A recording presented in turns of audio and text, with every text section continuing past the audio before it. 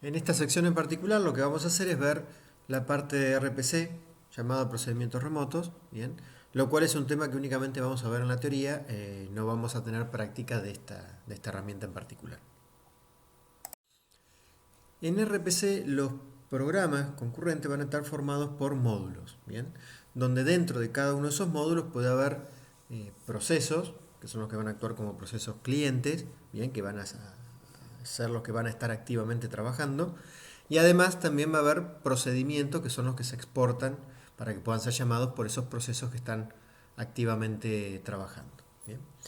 Esos módulos que forman parte del programa pueden estar en diferentes espacios de direcciones. Bien. O en diferentes máquinas o también puede haber algunos de esos módulos que estén compartiendo la misma máquina. Los procesos que hay en un módulo, bien, en un determinado módulo de eso, pueden compartir todas las variables que estén declaradas dentro del módulo. Bien, obviamente que también cada uno de esos procesos va a tener sus variables locales declaradas dentro de él. Pero todas aquellas variables que sean del módulo van a poder ser accesibles a todos estos procesos que pertenecen a ese módulo. Y además también van a poder ser utilizados por los procedimientos que exporta el módulo. Bien, dentro de un módulo se va a comportar como si fuese llamémosle un programa de memoria compartida. Bien, dentro de un módulo todo lo que pertenece a ese módulo puede acceder a un conjunto de variables que van a ser variables compartidas del módulo. Bien. Un proceso que está dentro de uno de esos módulos, bien, puede comunicarse con procesos que están en otro módulo a partir de el llamado a las funciones exportadas por el otro. Bien. Para comunicarse con procesos que están en el mismo módulo que él, lo hará directamente, en todo caso, a través de las variables compartidas o también llamando a los procedimientos dentro de ese módulo. Lo que vemos en la parte inferior es más o menos lo que sería la estructura de cada uno de los módulos que forman parte de estos programas concurrentes. Bien. Vamos a tener un encabezado, una interfaz, donde van a tener el header de los distintos procedimientos exportados. Ahí lo que se va a hacer es nombrar cuáles son los procedimientos que pueden ser llamados desde otros módulos y obviamente cuál es su nombre, sus parámetros y demás. Bien. Eso es lo único visible, lo único que puede ser referenciado desde otros módulos. Bien, el resto, lo que sería el cuerpo del módulo, no puede ser ni accesible ni visto por el resto de los módulos que forman parte de este programa. Más allá de esa interfaz, después lo que tiene sería el cuerpo del módulo. En el cuerpo del módulo vamos a tener la declaración de las variables compartidas dentro de ese módulo, bien, el código de inicialización, si es necesario para esas variables, bien, que hasta que eso no se termina de ejecutar no puede recibir o no puede atender llamados a ningún procedimiento ni ejecutar tampoco los procesos locales. Bien. Después va a tener justamente la implementación o el cuerpo de los distintos procedimientos que son exportados por ese módulo. Y después sí lo que vamos a tener son los procesos que los vamos a llamar procesos background, que son los procesos que están activos continuamente trabajando, que son los que actúan al fin y al cabo como procesos concretos para seguir la ejecución de la aplicación. Bien. Esa es más o menos la estructura de cada uno de los módulos. Si miran bien, fíjense que es muy semejante a lo que sería la estructura de un monitor. ¿Bien? ¿Cuál va a ser la diferencia? Que bueno, estos módulos, puede haber muchos de estos módulos que estén repartidos en distintos espacios de direcciones, ¿bien? En distintas memorias, en distintas máquinas. ¿Bien? Acá lo que vamos a ver más o menos sería una sintaxis que vamos a definir acá o que vamos a manejar acá como para entender cuando estemos viendo los ejemplos, ¿bien? Para tener un criterio único. Lo primero sí que vamos a tener en cuenta que los procesos que mencionaba antes, justamente los procesos activos que están continuamente trabajando y haciendo llamados a otros módulos, son lo que llamamos los procesos background, como ya había mencionado. Bien. Después va a haber otro tipo de procesos que son los que se generan para ejecutar nada más que una de esas invocaciones, uno de esos llamados a un procedimiento. Bien, pero eso lo vamos a diferenciar después. Los background son los que están continuamente corriendo, que actúan como cliente de los distintos módulos. Bueno, ahí lo primero que vamos a definir es cómo vamos a hacer el header de cada uno de esos procedimientos exportados. Bien, lo que iría en la interfaz del módulo. Bien. Ahí vemos con la palabra clave OP el nombre del procedimiento, la operación, los parámetros y el tipo de dato que le va a retornar al que haga el llamado. Luego vemos lo que sería el cuerpo, bien, cómo hacemos el cuerpo con pros, el nombre, la operación, los parámetros y lo que va a retornar y el conjunto de sentencias que forman parte de esa implementación. Abajo vemos el llamado que hacemos a un procedimiento de un módulo, bien, con el call, el nombre del módulo al cual hacemos referencia y dentro de ese módulo qué operación o qué procedimiento y obviamente los parámetros. Tengamos en cuenta que esa sintaxis es cuando quiero llamar a un procedimiento exportado por un módulo diferente al que yo pertenezco. Bien, cuando quiero hacer un llamado a un procedimiento que es exportado por el mismo módulo al que pertenezco, no es necesario poner ni el call ni el nombre del módulo.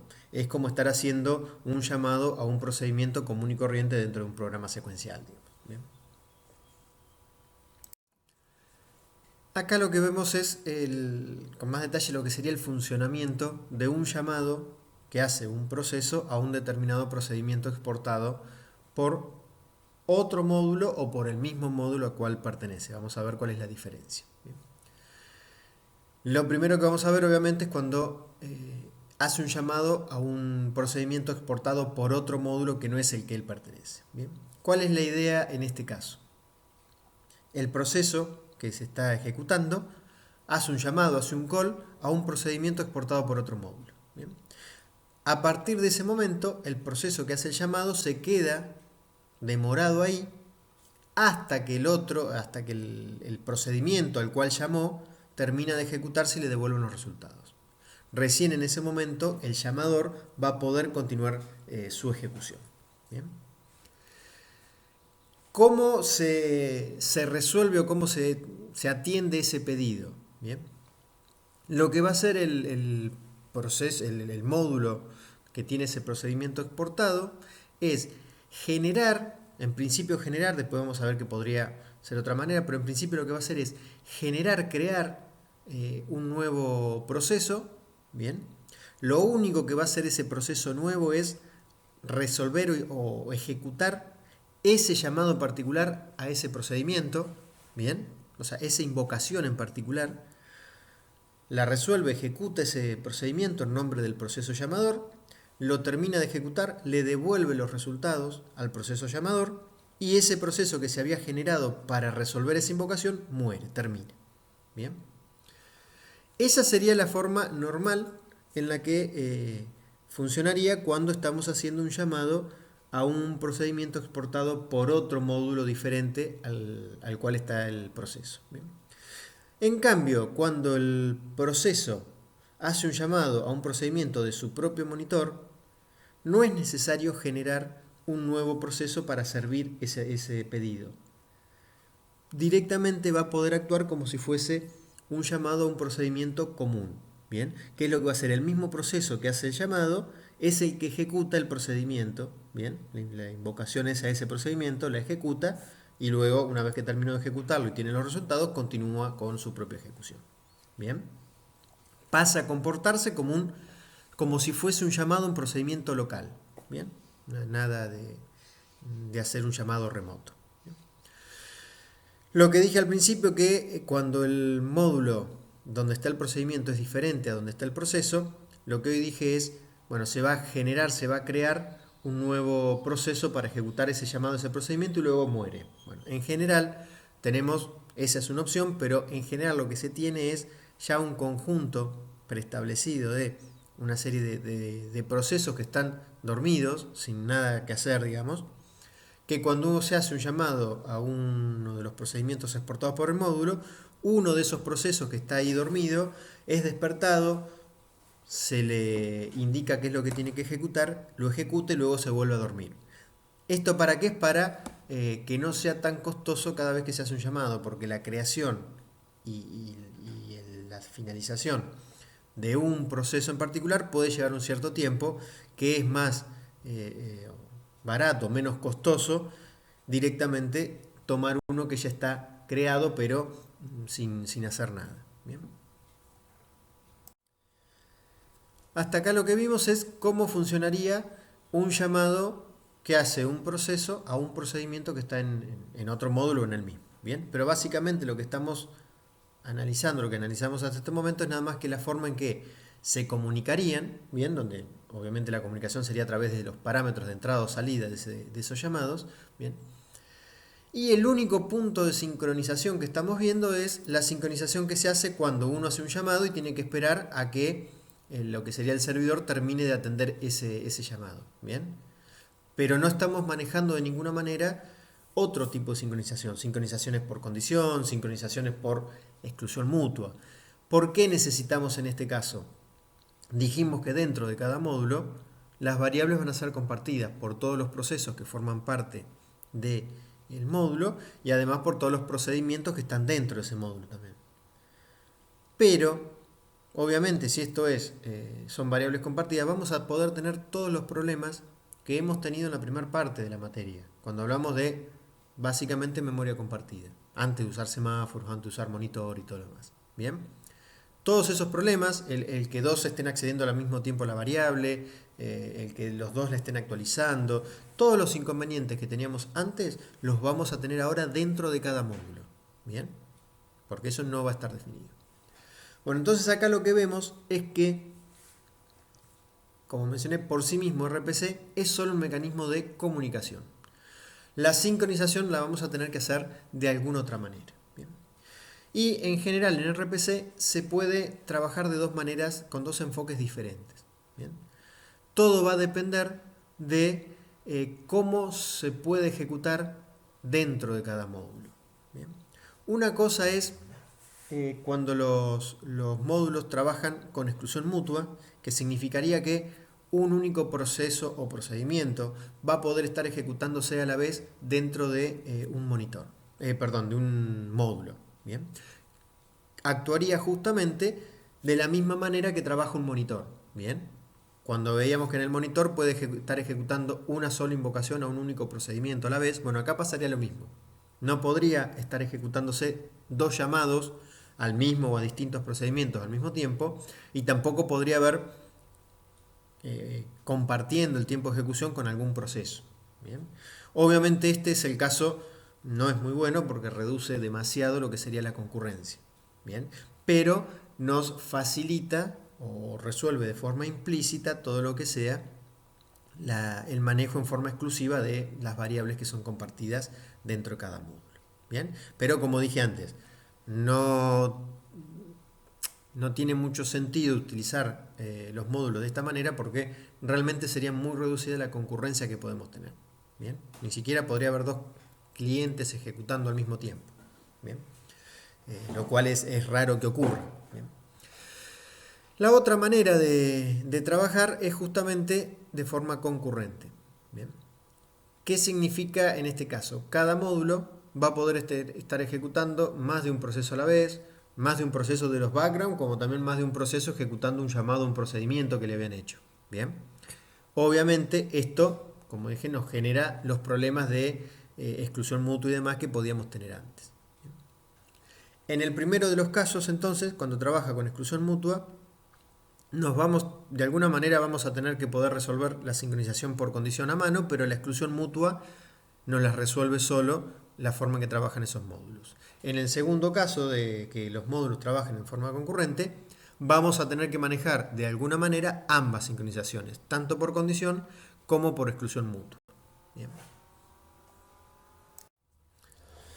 Bueno, acá justamente están explicados los dos mecanismos de trabajo de los módulos. Si trabajan o ejecutan con exclusión mutua o si ejecutan concurrentemente, que es lo que mencioné recién. Bien. Como también dije, bueno, en ambos casos vamos a necesitar alguna herramienta extra que nos permita manejar la sincronización dentro de cada módulo. O bien solo la sincronización por condición, si ejecutan con exclusión mutua, o ambos tipos de sincronización si ejecutan en forma concurrente. Bien, que como dijimos antes es como debería ocurrir en la mayoría de los casos, porque si no, no tendría mucha utilidad. Bien. El asunto es cómo hacemos eso. ¿Cómo podemos hacer para manejar esas sincronizaciones, la que necesitemos en cada caso, para poder resolverlo? Bien. La forma más sencilla es utilizar justamente alguna de las herramientas que ya hemos visto. Entonces, por ejemplo, lo más natural es que dentro de cada módulo estemos utilizando semáforos para manejar todo lo que es la sincronización por exclusión mutua y o por condición dentro de cada uno de los módulos. Obviamente los semáforos que usemos en el módulo A no pueden ser vistos ni utilizados ni nada en el módulo B. Bien, únicamente lo van a poder conocer los procesos background que pertenecen a ese módulo A y los procedimientos que son exportados por ese módulo A. Bien. Acá lo que vamos a ver es un ejemplo de que ya hemos visto también el tipo de aplicación en el cual es un servidor de un tipo reloj despertador, ¿bien? En el cual distintos procesos lo que van a hacer es pedir ser despertados en una cierta cantidad de tiempo. ¿Bien? Esa es la idea. En este caso lo que vamos a tener es obviamente más de un módulo. Acá lo único que mostramos, implementamos es el módulo que tiene a lo que sería el servidor, ¿bien? El que va a tener los servicios para ser llamados por los clientes. Obviamente después vamos a tener otros módulos donde van a estar básicamente los procesos clientes, que son los que hacen los llamados a los procedimientos delay y get time dados por este servidor. Bien, acá únicamente hicimos un módulo que es el que va a tener al servidor en sí. Bien. ¿Qué es lo que va a tener este módulo? Dos operaciones exportadas. Get time, que me daría lo que sería la hora actual en una determinada unidad de tiempo. Y delay, que lo que hace es dormirme durante un cierto tiempo. Bien, para que justamente este servidor lo despierte pasado ese tiempo. Bien. No le da la hora en que tiene que despertarse, sino lo que le da es el tiempo que tiene que dormirse. Bien. Y a su vez, además de esas dos operaciones exportadas, este módulo va a tener un único proceso background, bien, que es el proceso clock, que cada vez que de alguna manera le avisan que pasó una unidad de tiempo, a través de alguna interrupción o algo por hardware, bien, cada vez que pasó una unidad de tiempo, lo que hace este proceso es justamente ver a quién de los procesos que están dormidos, de los procesos background, los clientes que se durmieron en este servidor, a cuál de ellos es que tiene que despertar. Bien.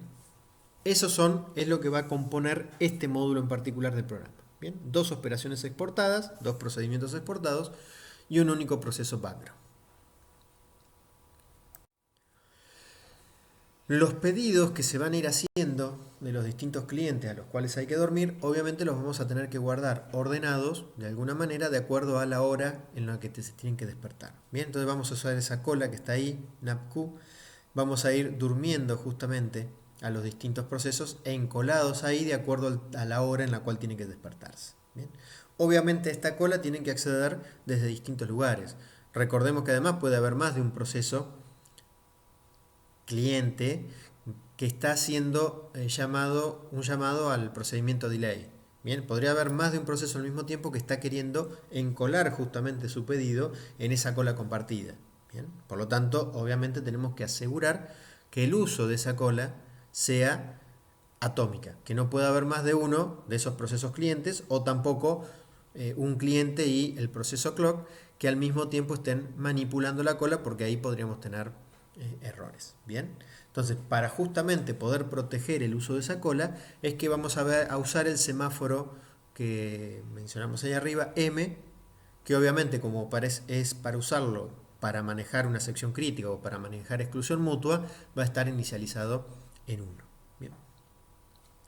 Lo otro que tenemos es entero llamado TOD, es el que va a llevar la cuenta de la hora. La hora, como dije, en una determinada unidad de tiempo. ¿Cuántos, supónganse, segundos han pasado desde que inició el servidor? Bien. Ese es el tiempo que vamos a manejar. Bien. Y después, cada uno de los procesos que está dormido en esa cola NAPQ, bien, lo que vamos a tener que hacer es, además de encolar el identificador del proceso y la hora que tienen que dormirse, de alguna manera al proceso lo tenemos que dormir, porque si lo único que hace el procedimiento delay es meterlos en esa cola y listo, si ahí nomás termina el procedimiento, entonces el que hizo el llamado va a continuar trabajando. Bien. Y en realidad no debería continuar trabajando hasta que yo lo tenga que sacar de esa cola y despertarlo. Bien, porque ya pasó el tiempo. Entonces lo que necesito es, además de encolar el pedido, necesito dormirlo en algún lado, demorarlo, hasta que yo decida, el proceso clock decida que lo tiene que despertar porque pasó la hora. Bien. Para eso justamente es que usamos el arreglo de semáforos D con un semáforo para cada uno de los clientes. Bien. Ahí es donde vamos a demorar o vamos a dormir al cliente hasta que realmente sea la hora de despertarlo porque pasó su tiempo. Bien. Esa es el resumen de cuáles son las variables compartidas, bien, que vamos a usar. Fíjense en este módulo, en este ejemplo, al principio de todo habíamos puesto las dos operaciones, que sería la interfaz o el header del módulo. Acá lo que hicimos fue declarar el conjunto de variables compartidas del módulo y ahí mismo lo estamos inicializando. Como son todas variables comunes que pueden inicializarse en la declaración, no necesitamos poner ningún código de inicialización. Bien, si hubiésemos tenido que poner ese código de inicialización, sería un pedacito de programa que va a estar al final y que hasta que ese pedacito, ese código de inicialización no termina de ejecutarse, no pueden empezar a ejecutarse los procesos, en este caso clock, y tampoco pueden atenderse pedidos a getTime o delay. Bien, en este caso, como dije, el proceso de la inicialización de alguna manera de las variables la estamos haciendo directamente en la declaración de ellas. Después lo que hacemos es implementar los dos procedimientos exportados, las dos operaciones. GetTime, que lo único que hace es devolver lo que sería la hora actual. Fíjense que en el parámetro de salida, el return que hacemos, lo único que hacemos es poner el valor de TOD, que era la variable que nos indicaba la hora actual. Bien. Y luego tenemos el procedimiento delay, que acá sí es el que tiene un funcionamiento más importante, que es donde es el procedimiento que es llamado por el cliente para dormirse. Bien.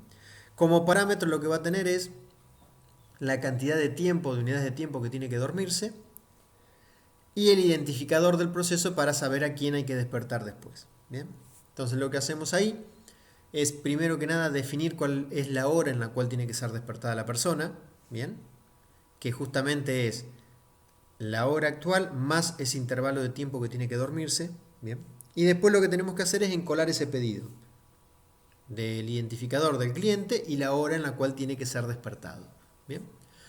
Para eso, como hay que acceder en forma exclusiva a la cola, utilizamos justamente el semáforo M para hacer esa sección crítica. Bien. Hacemos el P sobre el semáforo M, insertamos la dupla identificador y hora de ser despertado en la cola correspondiente y liberamos la sección crítica haciendo el B sobre el semáforo M. Y luego lo único que hacemos es dormir al proceso en el semáforo D correspondiente de acuerdo a su identificador. Bien. Ahí terminó el procedimiento delay. Obviamente el que hace un llamado a este procedimiento, el procedimiento empieza a ejecutarse y cuando llega al último P se va a quedar demorado en ese punto que es justamente lo que va a marcar que se está de alguna manera durmiendo al proceso hasta que sea la hora de despertarse y continuar trabajando. Esas son las dos operaciones que teníamos. Ahora lo único que queda es el proceso background de este servidor, que sería el que a medida que va pasando el tiempo va a ir despertando los distintos procesos que se durmieron y están guardados en esa cola. Bien. ¿Qué es lo que hace este proceso? Bueno, iniciará algún timer por hardware que lo que hace es, pasado un cierto tiempo, le hará algún tipo de interrupción avisando que pasó el tiempo, de acuerdo al lapso de la unidad de tiempo que utilicemos. Bien. Entonces, lo que va a hacer el proceso es esperar a que le llegue esa interrupción. Cuando le llegue esa interrupción es que pasó esa unidad de tiempo. Supongamos que, no importa, lo hacemos que es cada 15 minutos, que es por minuto, la unidad de tiempo que querramos. Cuando pasó ese tiempo, llega una interrupción avisando de que pasó ese tiempo. lo que hace el proceso clock es incrementar en 1 lo que sería la hora actual, ¿bien? Y luego lo que va a hacer es, con exclusión mutua, recorrer en parte la cola de procesos dormidos, viendo a ver hasta dónde hasta qué elemento de esa cola hay que despertar porque ya pasó su hora de dormir. ¿Bien? Entonces, mientras la hora actual sea mayor que al primero de los que está ahí esperando por despertarse, ¿bien? Significa que a ese lo tiene que despertar. Entonces lo saca de la cola y hace el B sobre el semáforo correspondiente para despertarlo y que pueda continuar el proceso luego trabajando en lo que venía trabajando. ¿Bien? Todo eso lo hace con exclusión mutua.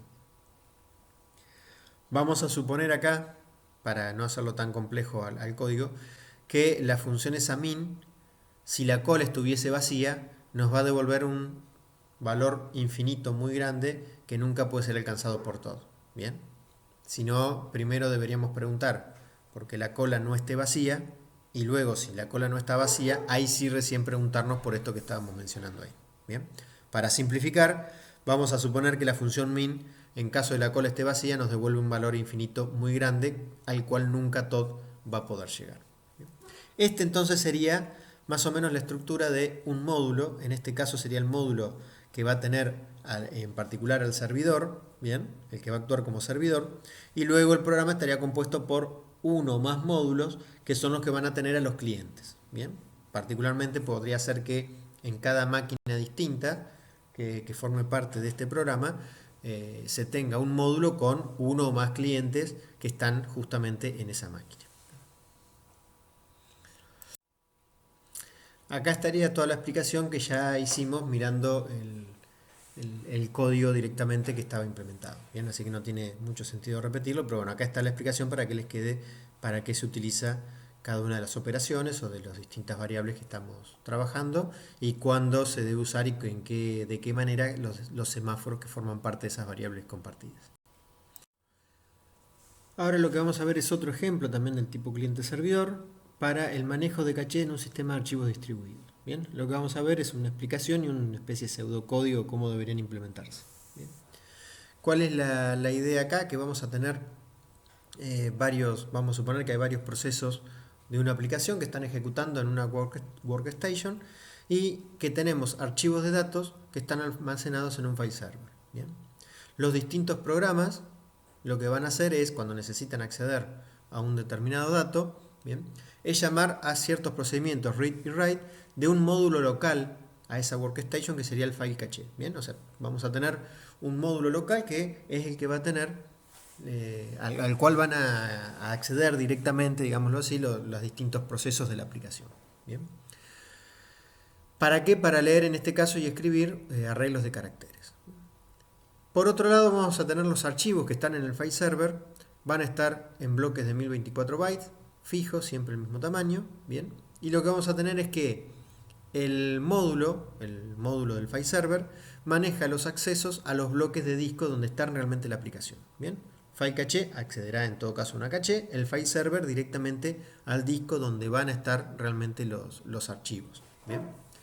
Para esto va a tener dos operaciones, read block y write block, que serían justamente para leer y escribir directamente sobre el disco. Bien. El módulo local a cada workstation file caché lo que hace es mantener en caché los bloques de esos archivos que han sido recientemente usados, tanto para leer como para escribir. Bien. Al recibir un pedido, por ejemplo de un read, lo primero que hace el pedido de leer que hacen los distintos procesos de la aplicación, el read que hace cada uno de los procesos, obviamente se lo hace al file caché, a la caché local a esa workstation. Lo primero que hace ese módulo es ver si no tiene ya guardado ese bloque. Bien. Si ya lo tiene, entonces directamente le devuelve esos datos y listo, en caso de que sea una lectura. Si no lo tuviese, entonces el file caché tiene que comunicarse con el file server para pedirle que le pase el bloque real. O sea, tiene que hacer un read block en el file server para que le devuelva el bloque de bytes correspondientes reales del archivo, y recién a partir de ahí se lo puede devolver al proceso que hizo el llamado. Bien. Lo mismo ocurriría si en vez de un read estamos haciendo un write. Primero se fija, vamos a tener que ir al file server a informarle de que tiene que modificar tal pedazo de archivo, tal bloque del archivo. Bien. Esa es la idea más o menos de la estructura que vamos a tener que, o de la interacción que vamos a tener que manejar entre los distintos módulos y procesos. Acá lo que vemos justamente es un esquema de cómo sería el módulo file caché, que estaría uno ubicado en cada workstation diferente. Bien, son dos las operaciones que van a ser exportadas, que van a ser llamadas justamente por las aplicaciones que forman parte del programa. Bien, por los procesos, perdón, que forman parte de la aplicación o del programa. Las dos operaciones son read y write. Justamente esos procesos la llaman cuando quieren leer un pedazo del archivo o quieren escribir un pedazo de ese archivo. Bien, como parámetros va a ir la cantidad de elementos y obviamente una variable donde van a poner el bloque de datos que son leídos. Lo mismo con el write, cuántos elementos van a escribir, y el buffer, la dirección de memoria donde están los bytes que tiene que guardar en el disco, en el archivo. Bien. Dentro de este módulo lo que vamos a tener primero son las variables compartidas, que ahí vamos a tener que tener lo que sería la simulación de la caché, para tener n bloques o x cantidad de bloques, bien, que formen parte de la caché, la descripción de los registros de cada fila, todo lo que se necesite para manejar la caché, y a su vez vamos a tener definidos ahí los distintos semáforos que necesitemos para la sincronización, tanto por condición como por exclusión mutua, ser necesario. Bien.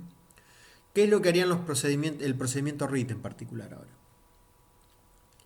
Lo primero que tiene que ver es si el bloque que está pidiendo leer el proceso están o no en esa caché que tenemos dentro de este módulo. Bien.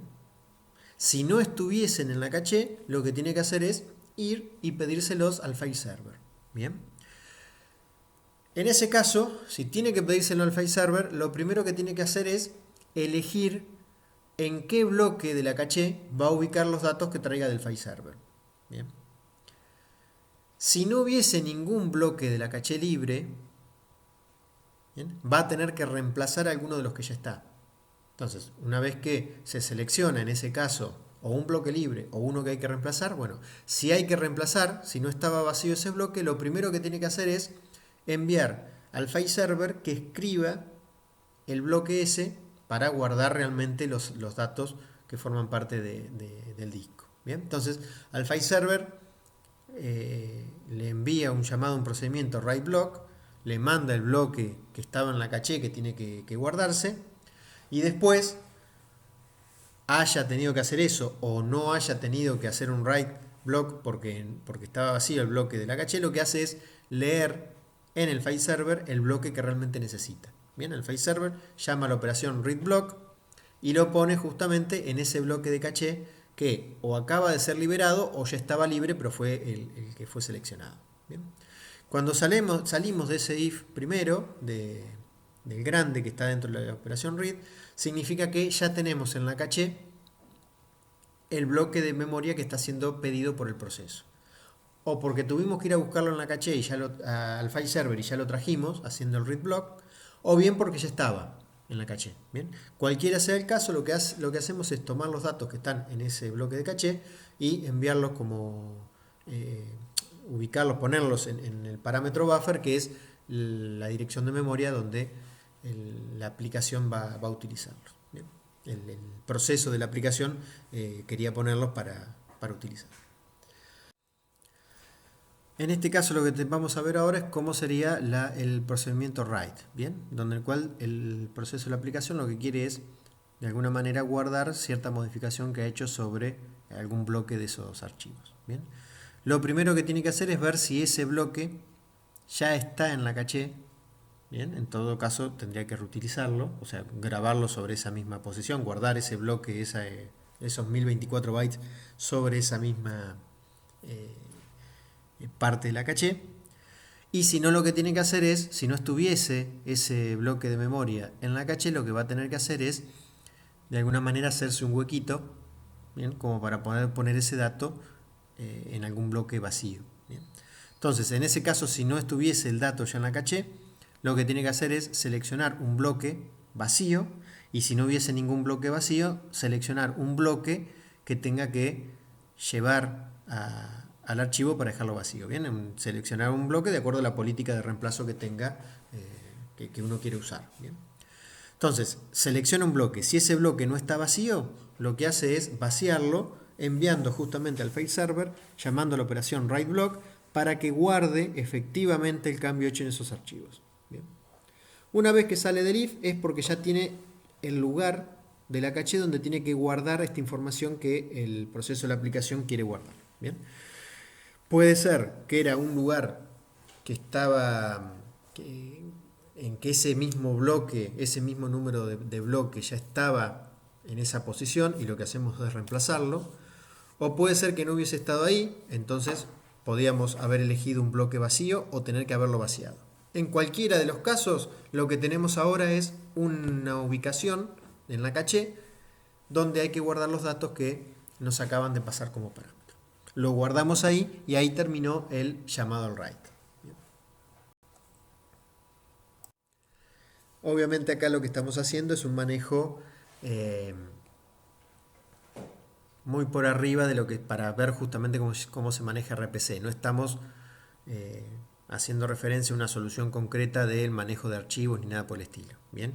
Sino acá cada vez que hacemos un write, de alguna manera deberíamos avisar qué es lo que se ha modificado o además hacer guardar las modificaciones directamente también en el file server para que otros módulos puedan acceder al último dato y demás. Bien, eso tengamos en cuenta que en algún momento deberíamos o automáticamente modificarlo o bien de alguna manera avisar a todos el resto de los file server, al file server y al resto de los file caché de que tal bloque de disco ha sufrido alguna modificación para saber a dónde hay que ir a buscar el nuevo dato. Bien, pero eso, como dije, no lo vamos a estar manejando acá, vamos a ver en forma más sencilla cómo sería la interacción más fácil. Ahora lo que teníamos era justamente en lo que vimos recién, es cómo trabajaría o cómo sería un módulo que representa una file caché. Bien, lo que habíamos dicho que tenemos distintos programas o distintos procesos, en particular vamos a tener, el ejemplo estaba como si fuesen programas secuenciales, que lo que hacen es interactuar directamente con el file caché que pertenece a una determinada workstation. Bien. Ahora, también dijimos que el file caché tiene que interactuar de alguna manera con el file server cada vez que tiene que ir a buscar o guardar algún bloque concretamente realmente de esos archivos distribuidos. Bien. Entonces, lo que vamos a ver ahora es justamente un bosquejo de cómo debería ser ese file server con el cual se estaban comunicando el file caché que habíamos visto recién. Bien. Vamos a tener que, no está marcado acá, pero vamos a tener que usar semáforos y demás para poder sincronizar y por exclusión mutua y por condición las distintas operaciones de este file server. Bien. En este caso, además de las dos operaciones que necesitábamos, que hacíamos referencia desde file caché, que era el read block y el write block, lo que vamos a tener ahora también es un proceso background, un proceso que va a estar corriendo, disk driver, que lo que representaría es el manejador del disco, que es el que va realmente a interactuar con el sistema operativo, además para tomar y guardar la información del disco. Bien. Entonces acá, como vemos, el módulo file server, que en este caso sí deberíamos tener probablemente uno solo dentro de lo que sería el servidor de archivos, bien, va a tener las dos operaciones exportadas que mencionan ahí. Son operaciones que van a hacer referencia de alguna manera a distintas características de cuál es la posición, el archivo y la posición dentro de ese archivo a la cual tiene que acceder para leer o escribir algo, y después el bloque de memoria sería o de datos de 1024 bytes que tiene que guardar o que tiene que leer justamente. Bien. Dentro de lo que son las variables compartidas de este módulo file server, lo que vamos a tener es un espacio donde vamos a tener los distintos bloques que pueden ser leídos o escritos. Bien. la cola de pedidos pendientes y distintos semáforos para poder acceder tanto a la caché, a estos bloques que están guardados en el file server, como a la cola de pedidos de forma exclusiva y tratando de manejar los distintos tipos de sincronización. Bien. Después entonces lo que vamos a tener son los dos procedimientos, read block y write block, y por otro lado vamos a tener el proceso disk driver, que es el que va a estar continuamente trabajando, resolviendo los pedidos que hacen los distintos file caché en este caso. En el caso del procedimiento read block, bien, lo que vamos a hacer es primero que nada ver si el bloque que están pidiendo lo tenemos dentro de esa caché dentro del file server o no.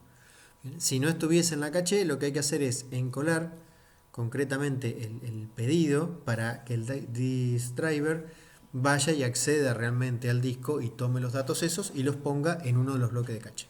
Bien.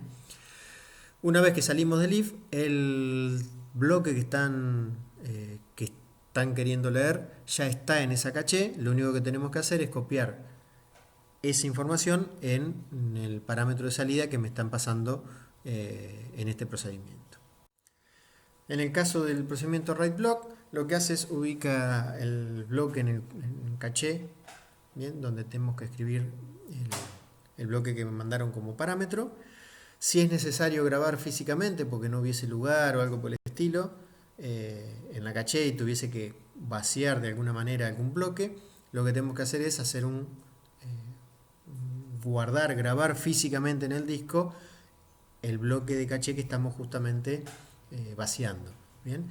En ese caso se encola el pedido, se espera a que la escritura física sea realmente procesada a través del proceso disk driver y luego lo que hacemos es en el bloque de caché que hemos encontrado para poner el elemento, o bien algo que vaciamos, o bien algo que estaba vacío, o bien un lugar donde ya estaba el mismo bloque que queríamos guardar. Bien. En ese caso, en ese bloque guardamos el bloque que pasaron por parámetro, los datos que nos pasaron como parámetro, y de esa manera se completa el procedimiento write.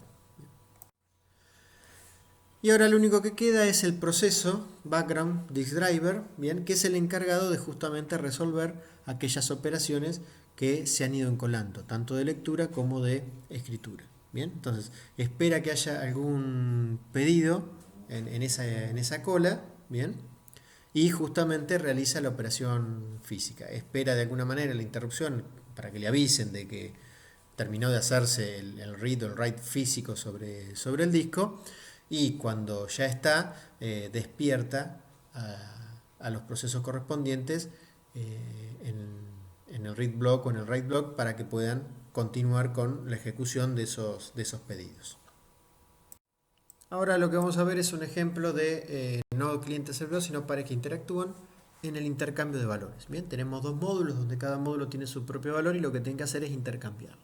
Bien, vamos a hacer una solución simétrica, es decir, que todos hagan lo mismo, todos los módulos sean idénticos. Para eso, en este caso, lo que vamos a tener es cada uno de estos módulos va a tener un procedimiento, bien, exportado, que es para que el otro proceso le envíe su valor. El otro módulo, perdón, le envíe su valor. Y a su vez, vamos a tener un proceso background que lo que va a hacer justamente es enviarle su valor al otro módulo haciendo el llamado a esa operación exportada y a su vez después hacer como una especie de, llamémosle barrera, esperando a que el otro módulo también haya dejado su valor para así saber de que ya tengo los dos valores para poder trabajar. Bien, ese proceso background es el que realmente realizaría las operaciones o trabajaría una vez que tenga los dos módulos. Bien, donde están los puntitos suspensivos sería el trabajo que tiene que hacer una vez que tiene los dos valores. Bien. En este caso entonces dijimos, tenemos una única operación depositar, exportada. En este caso, bueno, como vemos es un arreglo de dos módulos de intercambio. Bien, cada uno tiene una función depositar. En el cuerpo del módulo lo que tenemos es una variable compartida que es donde vamos a dejar el valor del otro proceso y un semáforo listo que me va a servir como sincronización para saber cuándo el otro proceso ya me envió su valor. Bien. ¿Qué es lo que hacemos en el procedimiento depositar, donde recibimos el valor del otro módulo? guardamos ese valor en la variable que habíamos declarado con el nombre de otro valor, bien, justamente, dejamos lo que nos mandaron como parámetro ahí, bien, y luego hacemos el B sobre el semáforo listo, avisándole al proceso worker que ya tenemos el valor del otro, de manera tal que cuando el proceso worker haya mandado ya su valor al otro módulo, pueda continuar su trabajo porque ya recibió el segundo elemento, bien, o el elemento del otro módulo. ¿Qué es lo que hace ese proceso worker, el proceso background dentro del módulo? Justamente lo primero que hace es llamar al procedimiento depositar del otro módulo enviándole el valor que él tiene propio. Supónganse que ahí en la declaración de mi valor también fue inicializado, ¿no? Entonces hace un call al procedimiento depositar del otro módulo donde le envía ese valor y luego lo único que tiene que quedar esperando es a que el otro módulo ya le haya mandado su valor y eso justamente está representado a través del semáforo listo. Una vez que logra pasar el P sobre ese semáforo listo, significa que ya tenemos el valor del otro módulo y con el valor del otro módulo y el propio que tiene uno, va a poder continuar trabajando. Bien. Esto más que nada es para ver que para el caso de pares que interactúan, por ahí es más complejo utilizar una herramienta como RPC que utilizar una herramienta como pasaje-mensaje asincrónico, que era mucho más sencillo, por ejemplo. Como habíamos mencionado al principio de lo que hablamos de RPC, uno de los lenguajes que soporta algo de este estilo es Java, con lo que sería RMI, invocación a métodos remotos, que es lo que maneja Java. Bien.